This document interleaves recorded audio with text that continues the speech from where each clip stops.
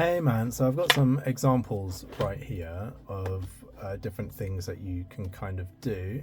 Let me just load up the first one. So this first image, this is what the graphic looks like. It's two lines making a cross, right? So what that looks like on the software is like this, and I can increase or reduce the speed. So this is very much a dynamic mode in terms of a static mode, so it works really well on static. So this is what it looks like when it's spinning. So I kind of would avoid this one for a spinning mode. You know, this looks much better as a spinning mode. There's more going on. But this X, let me go back to, if I press the P on the keyboard, it will cycle through the different images, which is quite handy. So right here I've got the spacing is just on 1 right now. If I put the spacing on 10, it's now going to move really fucking slowly. This is a bad example because the actual source image is so wide. But basically, let's put this back to 1 because that was the right sort of speed. And on the bottom left down here, under sizing, at the bottom it says repeat V. So if I change that to 1 repeat, now all of a sudden it repeats the image once, which means we have a cross going from the top to the bottom. So this is how you can use that. But you see how it just glitched out there at the top, which is ugly. So it's coming to the end of its cycle, and watch carefully at the top.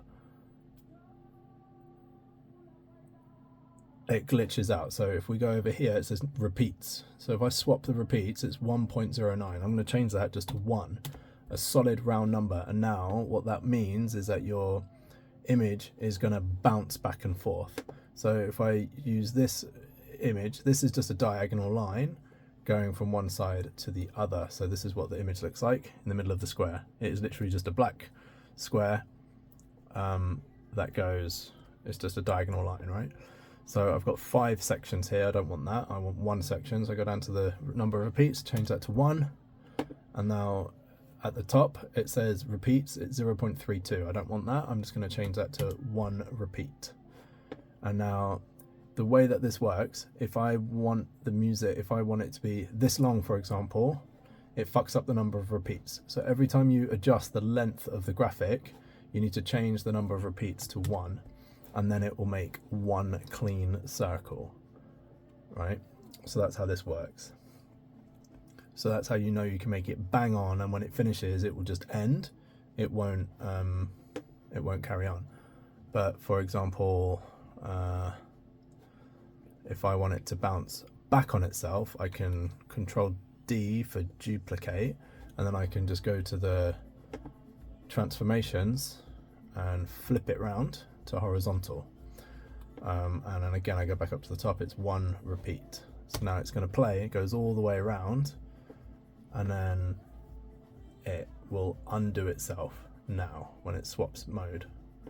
So this is how we can make this kind of funky image. And just by using the built-in transformation section right here, we can flip the images around, we can mirror them, and we can make them do all sorts of funky stuff using this transformation section here, which is really fun. So with one graphic you can make lots of different versions.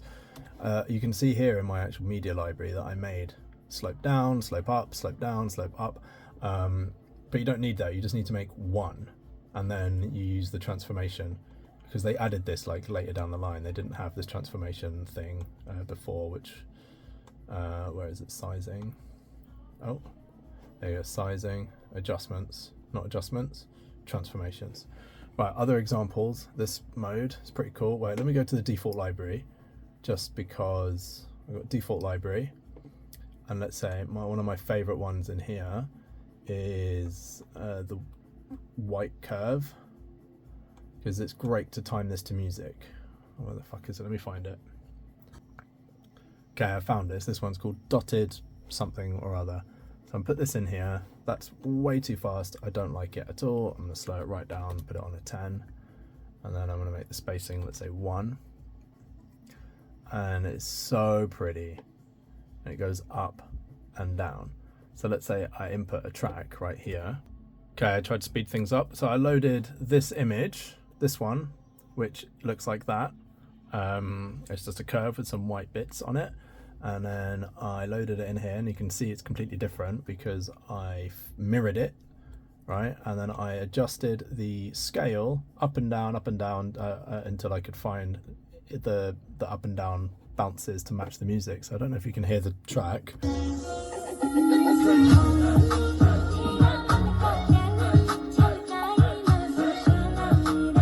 So you can see it's a tiny bit out of time. It needs to go faster, so the number needs to be even smaller. So it's 0.84 at the moment. So I'm going to do 0.7 and see what difference that makes.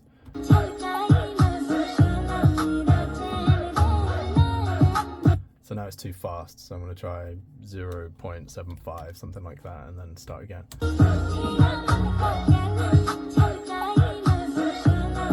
So this is a fun way that you can play around with the lights that match the music. Very fun. A cool thing about instead of pressing spacebar to play the music, if I press enter instead and then press enter again, it will go back to the beginning. So you can do the same section over and over. So I press enter and it plays, and then I press enter and it stops. So it repeats the same section. If I press the space bar, it will just play and then it will stop where it is. So it's a fun way if you're fiddling with one section of music. That is very fun. Now we've got a curve. Let's see what that looks like. Say I don't like that. I want it to be 1. It goes slow, then fast, then slow, and I like that. It's really cool. Yeah, so hopefully this is a fun way for you to explore that. Let's open Paint real quick and just make a graphic. So I'm going to fill my graphic in black, and then I'm going to get my line or a squiggly line in, I don't know, it doesn't fucking matter what the color is, and make some random shit. Actually, you know what? Scrap that. I have made one already in my other library that is very similar thing that I'm trying to show you. So 1 second, sorry. Oh, here we go. So here's some graphics that I just made in Paint that are just horizontal lines that do bounces and stuff. This one's a bit chaotic, very fun. Let's see what it looks like. So it doesn't work as a static move. So we're going to increase the scale all the way up to, let's say, 20, and now see what it does. So it's just random squiggly lines that I made. And let's see what that looks like as one line that goes all the way around. So it goes halfway. Oh, it goes all the way around, and then it bounces back and splits itself. That's pretty cool. That's what happens if we flip it and make it a V. So I'm noticing that the modes work much better if they're mirrored and they come from the bottom to the top. 20 is way too slow for this mode, so I'm going to reduce the scale to, let's say, 10 instead, and then see what it looks like. Boing. It's like a bouncing move. Very fun. Goes all the way around and then bounces off the top. Cool stuff. Let's see what this one looks like. Chaos. Horrible. Change the scale from 1 to 10. That's pretty cool. And change the number of repeats to 1. And now see what it looks like. Wow. So that's wicked. I love that. But the number of repeats is 0.76, so it doesn't complete its cycle. So I'm going to change that to 1. And then the scale automatically adjusts to the length of the graphic. So in this situation, you need to match it to the music. So let's like play the track. And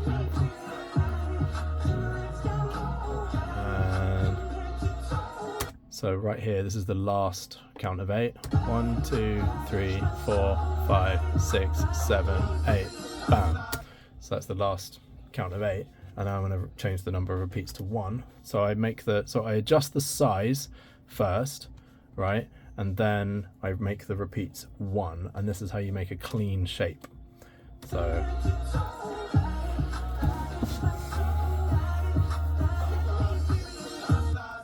hopefully that makes sense. Long little tutorial, but hopefully there's enough tips and tricks in there to help you out.